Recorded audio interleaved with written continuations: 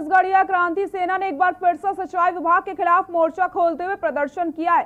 सिंचाई विभाग की जमीन पर अवैध कब्जे को लेकर के किया रामपुर स्थित सिंचाई विभाग का घेराव भी किया। आपको बताते चले, कोरबा के सिंचाई विभाग में प्रदर्शन कर रहे लोग छत्तीसगढ़ीय क्रांति सेना से हैं।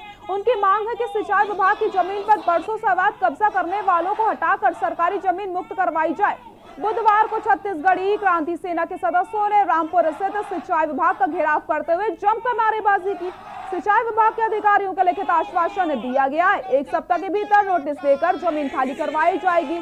इधर छत्तीसगढ़ी क्रांति सेना का आरोप है कि वह की मिलीभगत से अवैध कब्जा को बढ़ावा दिया जा रहा है। मांगों 1 सप्ताह के भीतर पूरी नहीं हुई तो उग्र आंदोलन की चेतावनी दी गई है।